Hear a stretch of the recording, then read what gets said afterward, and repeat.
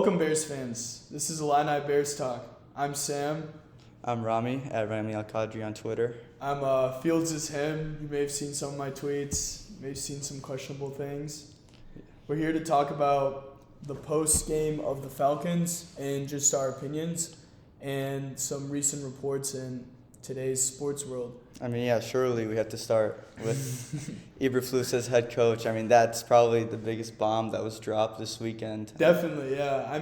I saw that they around the NFL posted it on Twitter, and they took it out of context from what Ian Rappaport said. I know he said that there's all like nothing but good vibes in Chicago, but he never specifically said the Bears are like retaining Matt Eberflus unless there's like a good, like they closed the season well. And I think they did with the Falcons game yesterday. That was a statement game from Matt Eberflus, to say the least. Absolutely. And, in any press conference you've heard from Ryan Poles, you've only heard confidence in Matt Eberflus. And it's not, obviously the GM's going to be behind the head coach, like whenever. Mm-hmm.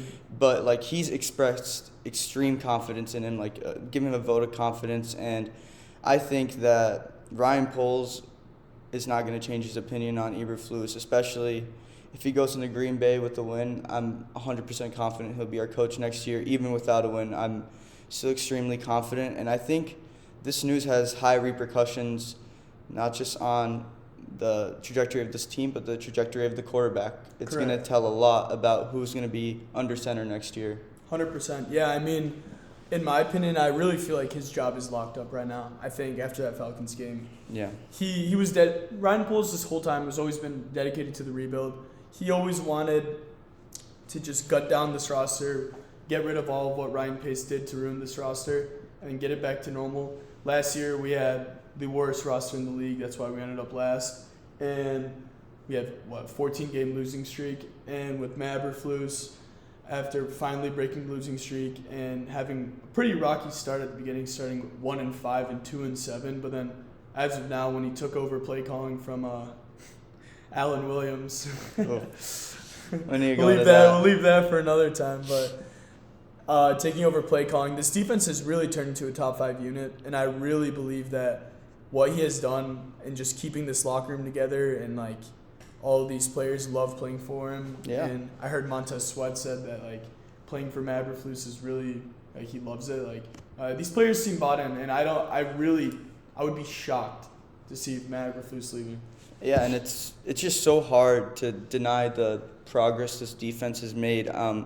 Last year ranked worst in third down defense, worst in points allowed over the season, and you can just see the progress. Weeks 1 through 4.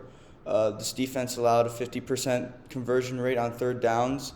Since that time, since Eberflus has really turned this defense around, we're about 34%, which is ranks as a top 10 unit in the league. And, for me, I think one of the best signs of a great defense is how they perform on third down. It's impossible to deny the turnaround that Matt Eberflus has costed his defense and the trajectory that they look for in 2024, especially adding maybe another 2 defensive prospects or defensive players in free agency.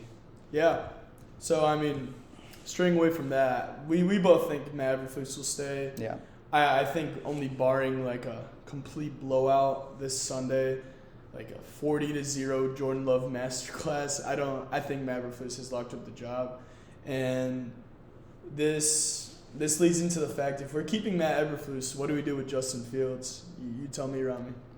Yeah, I think, at least this is my hope. I hope Ryan Poles learns from the mistakes of this franchise with the last 2 quarterback situations. You go back to 2017, you have Mitch Trubisky drafted by Ryan Pace, the GM, with a coach who's on the hot seat in John Fox. That same year, John Fox gets fired. You bring in a new guy, Matt Nagy, who inherits a quarterback that he didn't draft. Correct. You go again to 2021. You have Matt Nagy on the hot seat, and he's allowed to draft a rookie quarterback in Justin Fields.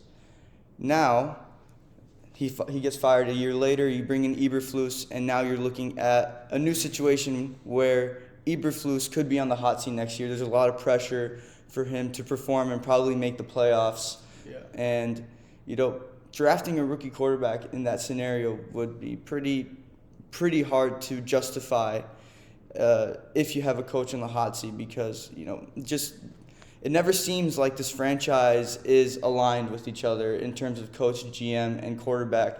And I feel like this is the first time where if you keep Justin Fields and Matt Eberflus and you're improving each week, you can finally say you have that continuity. I agree. Yeah, I mean, going to your fact that we've done this for 2 years now, we have a lame duck head coach going into a prove-it year, and if we draft Caleb Williams, I have no issue with Caleb Williams. I think he's a phenomenal prospect. There's some red flags, but besides that, I think he's still a phenomenal prospect. I think if we draft Caleb Williams, Matt Eberflus gets fired next year because we have a bad season. We hire a new head coach. It's the cycle once again. And I think Ryan Poles is a lot smarter than this. I mean, as you can see, he has done some crazy things for our team, trading down from 1 last year.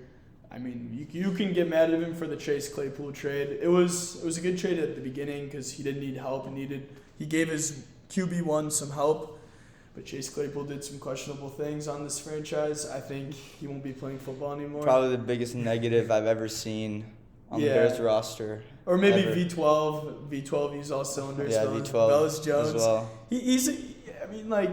He's a bust, but you can't go crazy on every pick. Like Ryan Poles, 5th rounder, Braxton Jones, crazy talent. And just look at the draft this year. Every player, at least all the top picks that he took, Jervon Dexter, Tyreek Stevenson, Donald Wright, these are like rookies that are impacting the team immediately. Exactly. So that's why I'm not worried. I think I know I sound biased being Fields is him or a big Fields supporter or anything like that, but I really believe if we retain Matt Eberflus, we 1,000% need to retain Justin Fields. Not only because of keeping the QB cycle, just because there's been some true growth. Like ever since he got injured, he's gone 4-2 in that span. We have a 5-game winning streak in Soldier Field. I know 2 of them were from Tyson Bagent, but it's disingenuous if you think a Justin Fields-led Bears team does not beat the Panthers at home. Or the Raiders. With Josh McDaniels. No chance. And, yeah, I think we'll retain him. I don't know what exactly will happen. I'm not the GM, but I think it would be smart to retain him. He put on probably his best game of his career yesterday. Yeah. So I think everything's trending up from there. Yeah, and Ryan Poles has shown a tendency to take his time with things. He's patient, and I think he's going to treat the Field situation the same way, just like Eberflus. He's going to give him time. Yeah. You cannot deny the progress this team is making.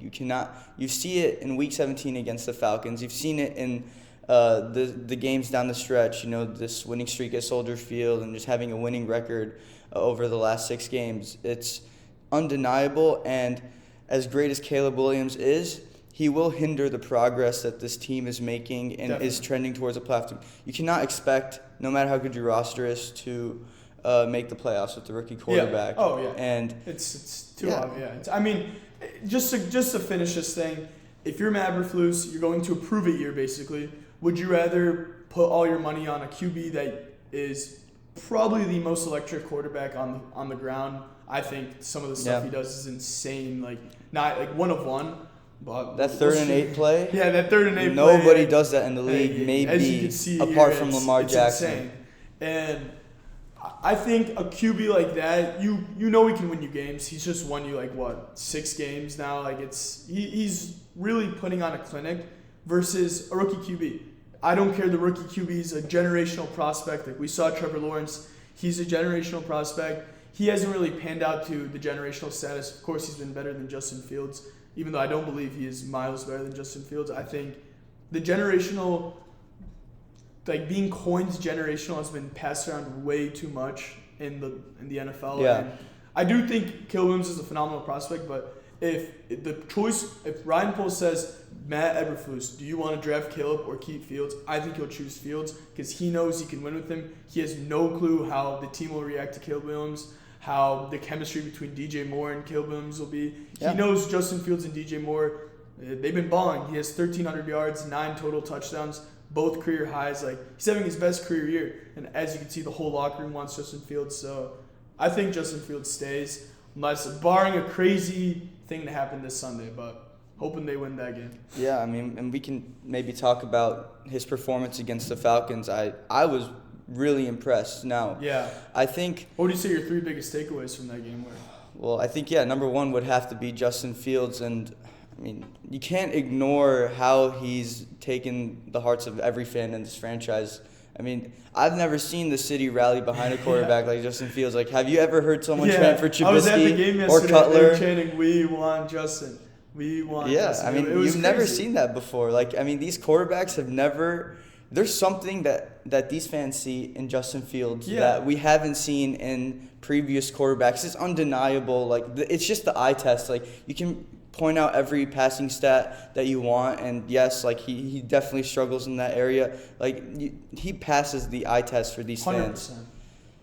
And you know, it's just, for me, I'm not gonna let one performance in a late season game move the needle for me. I think I'm true to my stance, and what he does in Green Bay isn't going to change that for me, because, you know, you have to look at the long-term outcome of Justin Fields. But, you know what, I think he's just confirming my previous beliefs and giving me more confidence that he can be the quarterback in 2024. Mm-hmm. Yeah, I mean, that it's crazy to me. I was at the game and the chants and stuff. Like, I understand that analytics, stats, Justin Fields hasn't graded as the best passer yet, but I feel like he has undeniable growth. It hasn't been the biggest growth we'd like to see with like Jalen Hurts or Josh Allen in their year 3, but I think it's notable to say that neither of those quarterbacks were on the worst team in football in their second year and still had a really good year. He had Dante Pettis as his wide receiver 1 for multiple games. He had Mooney as his wide receiver 1 as well. I don't think Mooney will be retained, so he has really been dealt a bad hand, in my opinion, and I think he deserves to give one more shot. The minimum, he deserves to play out his rookie deal. Yeah.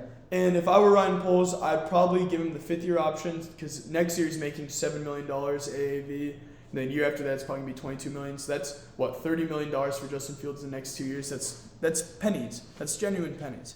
Because, like, Ryan Tannehill gets paid $20 million. And Justin Fields is miles better than Ryan Tannehill. So Yeah. I do understand drafting Caleb Williams does, like, reset the QB contract, but I think it really is in our best interest to keep Justin Fields, trade down, get, I think, the best prospect in the draft, Marvin Harrison Jr. I think if we got him at number 3 with trading down with the Patriots right now with the current order, that'd be insane. But I guess we'll see.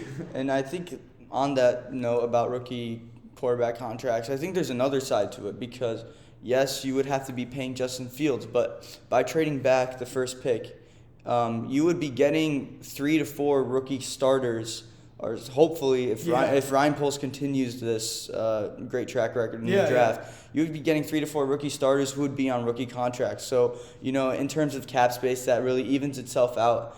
And, you know, I think you can just look at some of the top teams in the NFL. The formula has really been to build your team before you go get your quarterback. And I think that should be continued with this upcoming draft.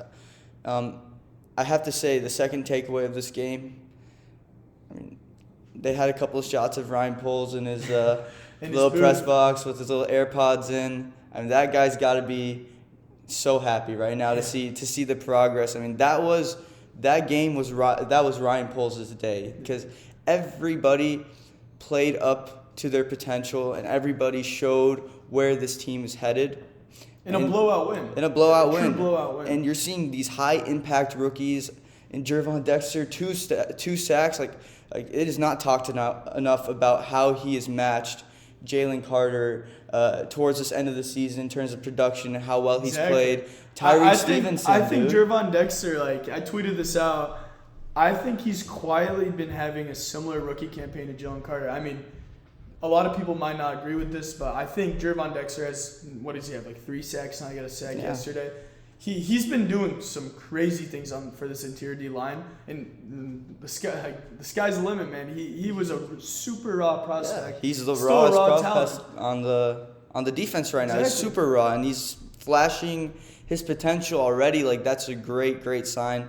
And Tyreek Stevenson, another guy who's like really turned it up in the second half of the season. I mean, he had a kind of a poor start to his rookie campaign. It's a rookie corner. Yeah. So like Kyler Gordon, same thing. You know? And he has he got 2 interceptions yesterday. Yeah. And he has 4 interceptions on the year. That's the most out of all rookie DBs. Yeah. And I don't know. I mean, I feel like I'm really happy with what Ryan Poles has got going on with us right now.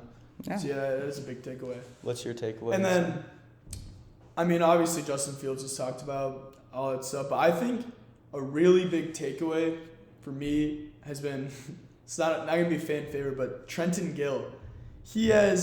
I think he has heard the hate from from Twitter. I've been yelling at him on my TV a lot.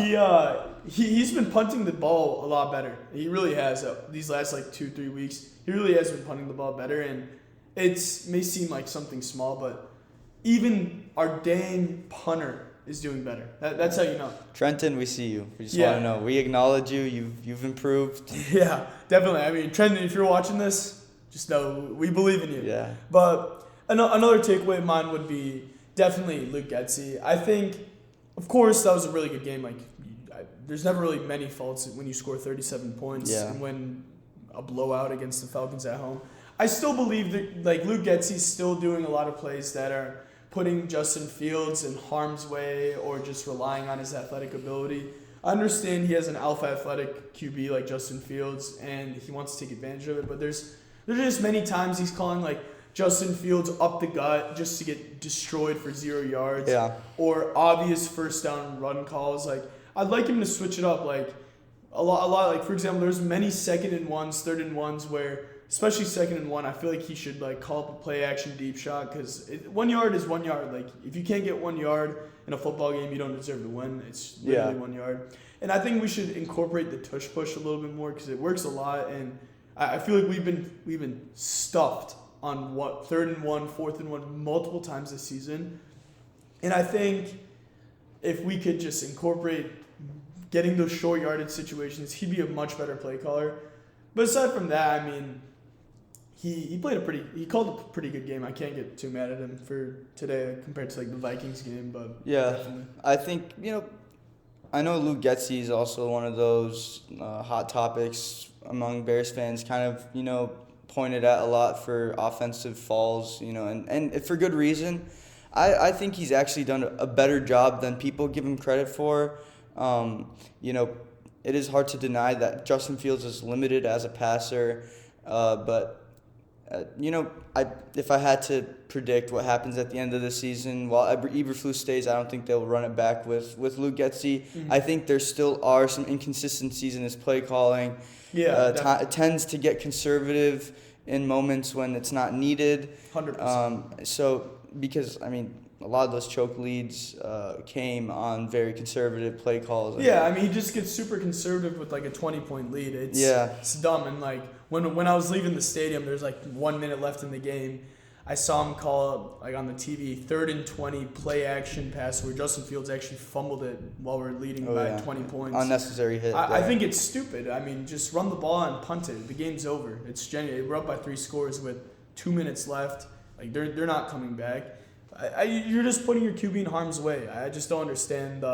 If he's trying to get him to 300 passing yards, who cares? We won the game. That's all that matters. So, I don't know. I'd rather not have Luke Getsy on my team. I think a lot of the losses and collapses have been due to Eberflus, but I think it's mostly on Getsy. His play calling has been abrupt a lot of the times, and he just gives up. He goes from in the 4th quarter trying to win to trying to not lose, and we just can't have that. So I don't know, but it depends. It really depends to me.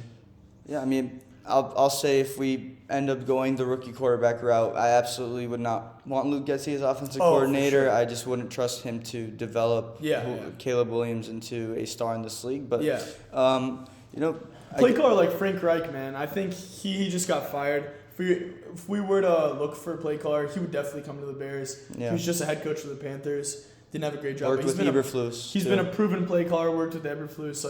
I feel like he could make it work with Justin Fields. But yeah, That's all I can say for that for that takeaway. And then for my final takeaway, we need wide receiver depth. It's just not really up for debate. I really like Tyler Scott as a prospect since he fourth rounder. Like he was a great prospect. He's really good.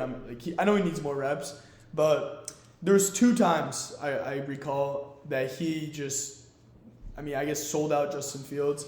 He was in the end zone, lasered Tyler Scott for a touchdown. He gets 1 foot down. And then I know he's a rookie. He's not used to putting 2 feet down, but his other foot just falls out of bounds. And it was a 3rd down, so we settled for a field goal. I really believe, like, Marvin Harrison Jr., he makes that catch. Oh, yeah, absolutely. 100%. And then I think this is probably one of Justin Fields' best throws in his career. It's like a deep bomb into the end zone. Tyler Scott makes a diving catch. I'll give Tyler Scott credit. It was not an easy catch at all. But I think a top-tier talent would definitely, like, DJ Moore would 100% catch that. But, we can't target DJ Moore every single play. And, like, it's a tough catch for a rookie, but the ball was in the breadbasket. Like, it's not an easy catch, but the ball hit both your hands in it. And that's just where talented players. We need more talented players on this roster, and I think Marvin Harrison Jr., Malik Neighbors, Rome Odunze, and anybody, I think they make that catch. So I think wide receiver 2 is the number 1 priority on our team. Yeah, and Justin Fields at Ohio State was throwing to NFL talent at all sides of the ball. With Garrett Wilson, Chris Olave. There's so many. Jameson Williams was at Alabama. He was at Ohio State at the beginning. Oh, yeah, at the beginning. Yeah. Did he throw him much? I think he had 1 touchdown to him. It wasn't much. But yeah, that's interesting, actually. But why couldn't Justin Fields throw to NFL caliber receivers in the NFL? Why couldn't he? We expect him to be putting up 4,000 yards with Dante Pettis or Simba Webster or things like. Clearly, I posted a graphic on Twitter comparing Justin Fields as a passer to Caleb Williams and Drake May, and one of the biggest comments I got was, "I'm actually very impressed that Caleb Williams matched Justin Fields' output in college, given the surrounding cast," which is true. But I would argue that Justin Fields has proven with great talent he can actually become an elite passer. 100%. Obviously, it's in college, and you have to take that with a grain of salt. But I believe that he has the passing ability to do that with 2 first-round receivers, a DJ Moore and a Marvin Harrison Jr. Or a Malik Neighbors, like you said. So I have no reason to doubt why he couldn't become, at least an above average passer given 2 amazing wide receivers. 100%. Yeah. I totally agree with you. That's a big need for this team. Tyler Scott's not going to cut it. Neither is, Darnell Mooney, I think. He's gone. He's free agent. He's gone. I feel bad. I was a really big Darnell Mooney fan. Yeah. But after those drops, I think he's lost his confidence. Yeah. I think it's best just for both of us to switch up. What do you think of Colin Johnson for the future? Colin Johnson, number 80. Big Colin Johnson. Big Colin Johnson. in the end zone. Yeah. He was called up from the practice squad. I don't think he's a long-term piece, but I do truly believe we just clinched the number 1 overall yesterday. I think if we draft Caleb Williams, I really hope Matt Eberflus is fired then so we can not repeat the cycle, but it's seeming that Matt Eberflus will be retained, which leads me to believe we most likely will keep Justin Fields. So if I were Ryan Poles, I would trade the number 1. I wouldn't want to trade to 8 or 7 or a huge haul like last time because we're in win-now mode. We want the best player in the draft, and we have the chance to get the best player in the draft. So I think we trade down up because it's 1 Bears, 2 Commanders, 3 Patriots. Commanders and Patriots are both. They just get them in a bidding war. I think we take the number 1, call the Commanders saying the Patriots are on the phone with us. They're offering us this. Can you outbid us? They talk, keep bidding. Highest bidder, either 2nd or 3rd. Let's just say it's the Patriots. We trade from 1 to 3. Patriots go Caleb. Commanders go Drake. We'll get at minimum a 2024 second, 2025 first, and maybe that's the minimum. If Poles can work magic and get a veteran player, that'd be insane. Then number 3, we draft Marvin. I truly think he's the best prospect in the draft, and he would really bring this team to new heights. And if Fields And this poses the question, if we do that and trade the number one, we miss out on Caleb Williams. If Fields sucks next year, which I highly doubt, but if he does, so be it. We'll probably have extended him to a fifth-year option, so we either trade him to another team, cut him, do whatever, and then we'll have 2 first-rounders this year, multiple pieces on our team. We can sign a veteran, make a swing. Like, you never know. There's multiple QB openings every year, like Matthew Stafford, Russell Wilson, maybe Justin Herbert. You never know. That team is fully rebuilding. You don't know what they want. And we have the ammunition for it. We have 2 first-rounders next year, most likely. And then another, we have multiple draft picks. It's not an issue. So I think we definitely could be fine at the quarterback position. But I truly think if it came to me, I bet Ryan Poles puts his job on line with Justin Fields. No, I totally agree. I think the rationale there, just the rebuild. Again, Ryan Poles likes to take his time with things, and I think I really truly believe he said it was 2 to 3 years long. Yeah. It's gonna take. That's what he said. Yeah, I truly believe he wants to build this roster before he addresses the quarterback position, and I think this is the perfect opportunity to do that. Roster. So we could truly get a haul for the generational Caleb Williams. Even though I think he's a great prospect, I think we will still get a haul for him. You get more for him than Bryce Young. 100%. You should. 100%. Yeah. I definitely agree with that. All right. I guess let's just move back to the Falcons game. In terms of who are you most impressed by, I guess? Who's your MVP of the game? It's biasly it would be Justin Fields, but I truly was the most impressed with DJ Moore. In the snow, making those catches. He had 159 yards, 9 catches, and a touchdown. That's crazy numbers. He was just at the Cardinals game injured with an ankle injury, not on the injury report once, called himself the Wolverine. He might be Wolverine. Wow, that is crazy to me. He did not seem injured at all. In the snow, it was a snow globe. I got a video of him making an insane catch. He is truly one of, I truly think he's a top 10 wide receiver, but for what he has done for the Chicago Bears, just making this team he won us the Commanders game. I think he has been a top 5 wide receiver, at least for the Bears. And he already is top 5 in receiving yards, being injured last game, and he already broke career highs in 1,300 yards. So I truly think he was the MVP of the game. I think Fields was a close second, but it goes to DJ Moore for me. How about you? Yeah, DJ Moore is a great shout. For me, I'll go another route. I'll go to defense. For me, it's Gervon Dexter. I mean, Dino Dex. That guy. Eberflus has said many times that the defensive tackle and the 4-3 defense, very important position to play. It's the anchor of your defense. If you don't have that good 4-3 DT, your defense really can't succeed at the level. It's going to crumble. Yeah, it's the foundation of that defense. And it just makes me so happy to see that we have a prospect who should be living up to what Eberflus wants in that position. And 2 sacks for that is obviously better than expectation 100%. For a rookie like that. And I'm just very happy to see how he is progressing. Honestly, all the rookies, I'm just so happy to see. Other maybe Tyler Scott. But I'm so happy. Tyler Scott hasn't been bad. Yeah, it's not fair to rip on him too much, but I'll say I'm very impressed with a lot of the rookies this season. Definitely. Yeah, I mean, I think, they've been all playing well, especially Darnell Wright. He doesn't really get his flowers that much, but he's been playing pretty well as well. It's good that we don't talk about him a lot. That's a sign of a great tackle. Exactly. Yeah, that's a perfect one. If you don't talk about Darnell Wright that much, he's doing a good job. Same with Braxton Jones. Can't really say the same about Lucas Fatrick or lobster roll Nate Davis. He's interior offensive line will definitely have to be addressed. I think that's our second need. We definitely are getting a new center. I like Johnson Powers. I think he's a good prospect, but and I'd say or Cedric Van Pran. If you see your center holding a lot or getting called for a lot of holding penalties, he's probably not a great center. The center is supposed to be the quietest position on the offensive line. It's really unjustifiable. But he's a fill-in free agent, and our contract expires this year, so I don't really mind, moving off him and hopefully drafting or finding someone in free agency. Hopefully we just get some depth at the guard, cut Cody, cut Eddie Jackson, and we'll be good there. Just for the final thing today, who would you think had the most lackluster performance Lackluster. yesterday? And we'll round it off here.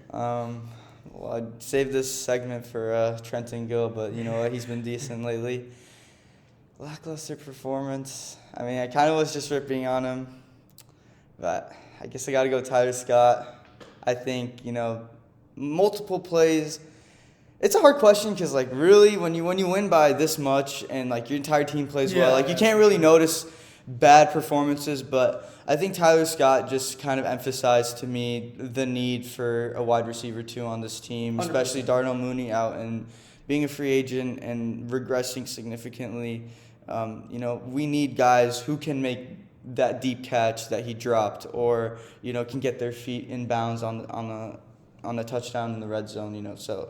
I agree. 100%. Yeah, I mean, Tyler Scott didn't have his best game. I think I have to go with Nate Davis. Because I had high expectations for him. I think he got called on holding once, and he just has not been playing good in any means, in my opinion. I know we signed him to a 3-year contract, so he'll probably stay. I really hope he starts improving, but he really has just been getting beat. He started off hard or bad. He did not play well at the beginning. Got a high ankle sprain, missed time, and then he was playing decently in the last 2 to 3 weeks, and then he just didn't have the best game ever. So I think he could improve there. But aside from that, I think everybody else played well. Coaching was well. Big win. Yeah, I mean, 100%. I wouldn't be mad at Nate Davis, being hopefully the weakest link on this offensive line when you have Darnell Wright, Braxton Jones, Tevin Jenkins, and then hopefully a new center. If he's our weakest piece, that's a very livable offense. Yeah, that's a fine thing by me, but yeah, somebody's got to. Yeah, I mean, I'm not expecting him to be above average at this point or even at average, but that's fine. Yeah, for sure. But yeah, any other takeaways? Anything relevant? I think we touched upon all of it. It's just a great win. We'll be here again. We'll see you guys next Monday against the Packers. Hopefully. My God, I'm looking forward to that more than maybe if we somehow made the playoffs. 100%. I think this game is so symbolic, and everybody's talking about Week 1. I think this one is. I think this one's bigger just because it's really a statement game. Yeah, it's a statement. statement. We have the chance exactly. to kick the Packers out of the playoffs. Every time we've played the Packers, it's just been a meaningless rivalry game that we just most get likely lost. Yeah. And now I really think it's different. I don't know. I said that Week 1, maybe Week 18 I'll say something different. But I really think it will be a special game. And, I mean, this game is eerily similar to last year with Detroit, Yeah, it is, especially with our rebuild going on. And the season winning streak. Hopefully. Going to Lambeau, spoiling their playoff hopes. I just think Matt LaFleur is a really, really good coach. So hopefully you don't get outcoached. But aside from that, I think we'll be happy on this segment next Monday. It'll be a huge indictment on Eberflus's career as a Bears coach if he can overcome Matt LaFleur, who's had his number for the last 2 years. I think if we'll just finish it off on this. If Justin Fields walks into Lambeau Field and has 1 turnover max and not even touchdowns, just puts this team in a chance to win by playing well, and Matt Eberflus plays well. Matt Eberflus, I already think he locked his job up, but I believe Justin Fields will 100% be retained if we beat the Packers or if he plays a great game. Yeah. We don't need to win the game, but of course we'd love to win. But if they play well, it's good because before the Vikings win in Minnesota, we didn't have a single division win. So we've gotten 3 in the span. It's a big deal. 100%. All right, well, that'll do it for us. Yeah. Thank you for tuning in. Yeah.